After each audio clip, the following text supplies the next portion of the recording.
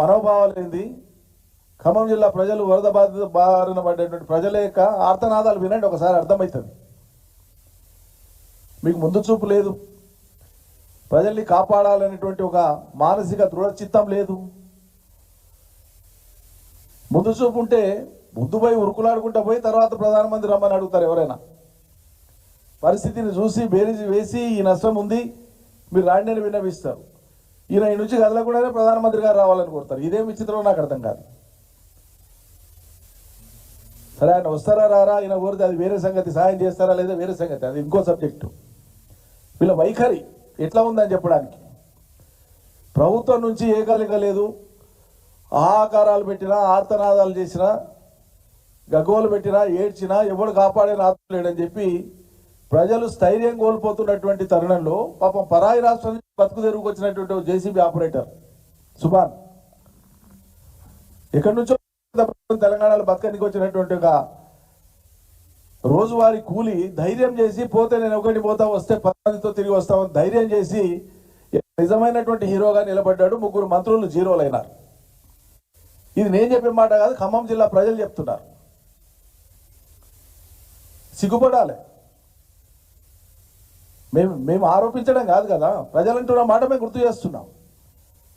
ఇలా సుభాన్ హీరో అయిండు, ప్రజలు జేజేలు పలుకుతున్నారు. ఈ 3 మంత్రులు విఫలమైనారు. ఇక వాళ్ళు ప్రజలు వాడిన భాష నేను మళ్ళీ ఉచ్చరించలేను, సంస్కారం కాదు, అది పద్ధతి కాదు. ఆ 3 వల్ల ఏం కాదు, కనీసం సుభాన్ లాంటి వాడిని ఇంకా మీ మంత్రివర్గం పూర్తి కాలేదు కదా, ఇంకో 5-6 మందిని చేర్చుకునేది ఉంది కదా మంత్రివర్గంలో. ఇప్పట్లో మీకు సాధ్యమవుతుందో కాదో తెలియదు. ఎప్పుడు చేర్చుకున్నా సుభాన్ లాంటి ఒక సామాన్యుని పెట్టుకోండి, కనీసం ధైర్య సాహసాలతో ప్రజల్ని కాపాడేటువంటి ఒకడు ఉంటాడు మంత్రివర్గంలో. ఇది ప్రజల కోరిక. ఇది ఎక్కడున్నారు, మీరు ఏం చేస్తున్నారు, అసలు టీం వర్క్ ఉందా మీకు? ఈ విషయమే కాదు, ఏ విషయంలోనైనా టీం వర్క్ ఉందా? మంత్రిమండలి ఏం నిర్ణయాలు చేస్తుంది, అమలు ఎట్లా జరుగుతుంది, ఏ మంత్రి ఏం మాట్లాడుతున్నారు, ముఖ్యమంత్రి ఏం మాట్లాడుతున్నారు, ఒకసారి పునశ్చరణ చేయండి, సమీక్ష చేయండి. వెనక్కి పోయి ఒక్క రుణమాఫీ మీద ఎన్ని ప్రకటనలు చేస్తుంది, ఎన్ని పరస్పర విరుద్ధమైన ప్రకటనలు చేస్తుంది.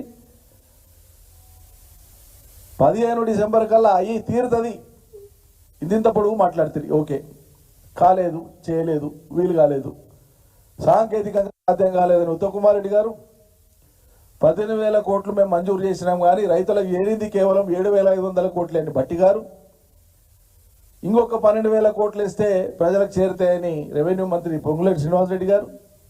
మీ మంత్రులే కదా మాట్లాడింది. మీ ప్రభుత్వానికి ఒక దిశానిర్దేశం ఉందా? ఒక మాట ప్రజలకు చెప్పేటప్పుడు ఏం చెప్పాలి, ఎట్లా చెప్పాలి, ఏ మాట కట్టుబడి ఉండాలనేటువంటి నియమం ఉండదా? అంటే దీని వెనుక మనకు అర్థమయ్యేది ఏంటంటే, సరే కారణాంతరాలు ఏమైనా సరే అధికారంలోకి మీరు వచ్చారు, రానైతే వచ్చారు, కానీ ఆ ముఖ్యమంత్రి సీటు మీద కూర్చున్నటువంటి వ్యక్తి పట్ల మిగతా మంత్రులకి ఎవరు కూడా ఈయనేదో మా లీడరు మేము అంతా కూడా ఈయన చెప్పినట్లు వినాలనే భావన ఎవరికి ఉన్నట్లు కనిపిస్తలేదు. అది వాళ్ళ అంతర్గత వ్యవహారం. కానీ ప్రజలకు ఆపద వచ్చినప్పుడు కనిపిస్తున్నది ఏంది, మీది ఒక టీం వర్క్ లేదనేది కనిపిస్తూ ఉంది, స్పష్టంగా కనిపిస్తుంది. మీకే టీం వర్క్ లేకపోతే మీరు అధికార యంత్రాంగానికి ఏం దిశానిర్దేశం చేస్తారు?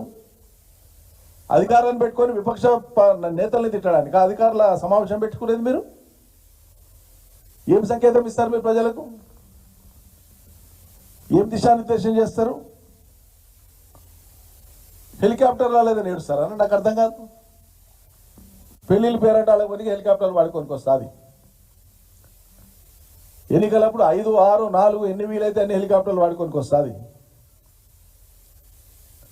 ఒక విపత్తు ముందస్తుగా ఓ శాస్త్రీయ పద్ధతిలో ఏ మోతాదులో వర్షం రాబోతుందో కూడా, అది వాయుగుండం తుఫానుగా మారి ఎంత ప్రమాదకరంగా వస్తుందో కూడా వాతావరణ శాఖ వెల్లడించినాక కూడా నష్టం జరిగినాక మీరు హెలికాప్టర్లు వెతుకుంటారా?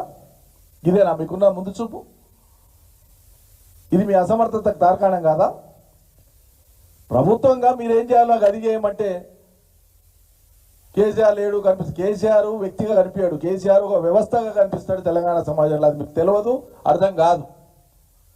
ఇలా లక్షల మంది కేసీఆర్లు ఉన్నారు తెలంగాణ రాష్ట్రంలో, ఒక వ్యక్తి కాదు కేసీఆర్. ఎంతసేపు ఒక వ్యక్తిగా టార్గెట్ చేసి మాట్లాడి ఏదో చిన్నగా చేసేటువంటి ప్రయత్నాన్ని నువ్వు చేస్తే నీ చిన్న బుద్ధి బయటపడుతుంది తప్ప హుందాతనం కాదు అది. బీఆర్ఎస్ ఎస్ ఏ పార్టీ, ప్రతిపక్ష పార్టీ, బాధ్యత గల పార్టీగా మా వాళ్ళు పోయినారు, రంగంలో ఉన్నారు, చేయగలిగింది చేస్తున్నారు. ఒకరోజు పోయి రాలే, అక్కడ ఉన్నారు, మా శ్రేణులు ఉన్నారు, మొత్తం ప్రజలతో ఉన్నారు.